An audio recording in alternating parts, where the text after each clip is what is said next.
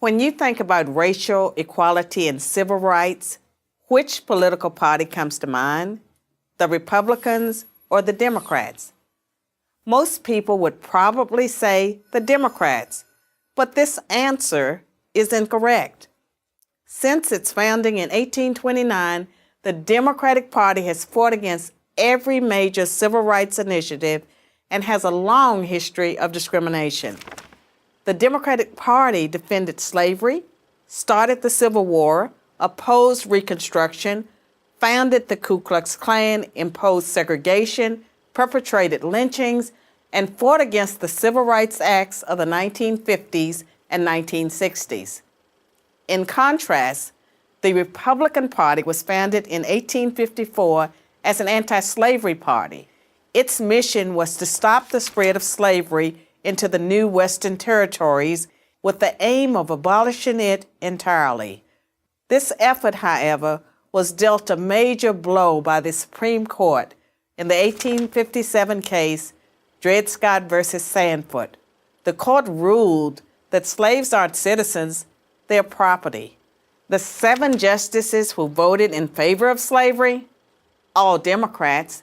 The 2 justices who dissented, both Republicans.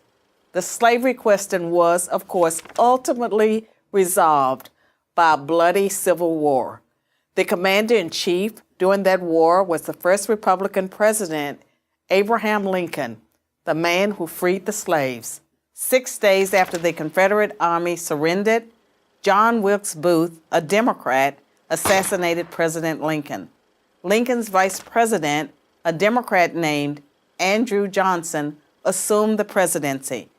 But Johnson adamantly opposed Lincoln's plan to integrate the newly freed slaves into the South's economic and social order.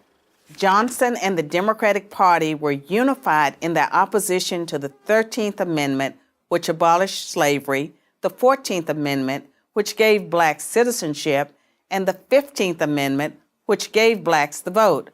All 3 passed only because of universal Republican support. During the era of Reconstruction, federal troops stationed in the South helped secure rights for the newly freed slaves. Hundreds of black men were elected to Southern state legislatures as Republicans, and 22 black Republicans served in the U.S. Congress by 1900. The Democrats did not elect a black man to Congress until 1935.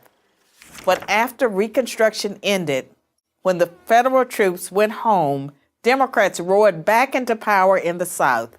They quickly reestablished white supremacy across the region with measures like black codes, laws that restricted the ability of blacks to own property and run businesses, and they imposed poll taxes and literacy tests used to subvert black citizens' right to vote. And how was all of this enforced? By terror, much of it instigated by the Ku Klux Klan, founded by a Democrat, Nathan Bedford Forrest. As historian Eric Foner, himself a Democrat, notes, in effect, the Klan was a military force serving the interests of the Democratic Party. President Woodrow Wilson, a Democrat, shared many views with the Klan. He resegregated many federal agencies and even screened the first movie ever played at the White House, the racist film, The Birth of a Nation, originally entitled The Klansman. A few decades later, the only serious congressional opposition to the landmark Civil Rights Act of 1964 came from Democrats. 80% of Republicans in Congress supported the bill, less than 70% of Democrats did. Democratic senators filibustered the bill for 75 days until Republicans mustered the few extra votes needed to break the logjam. And when all of their efforts to enslave blacks, keep them enslaved, and then keep them from voting had failed, the Democrats came up with a new strategy. If black people are going to vote, they might as well vote for Democrats, as President Lyndon Johnson was purported to have said about the Civil Rights Act. I'll have them voting Democrat for 200 years. So now, the Democratic Party prospers on the votes of the very people it has spent much of its history oppressing.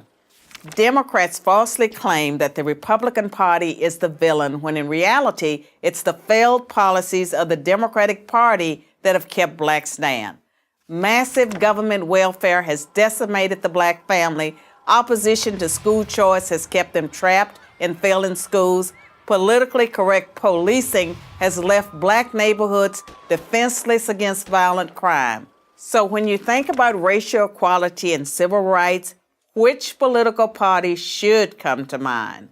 I'm Carol Swain, professor of political science and law at Vanderbilt University for Prager University. Thanks for watching. To keep our videos free, click here.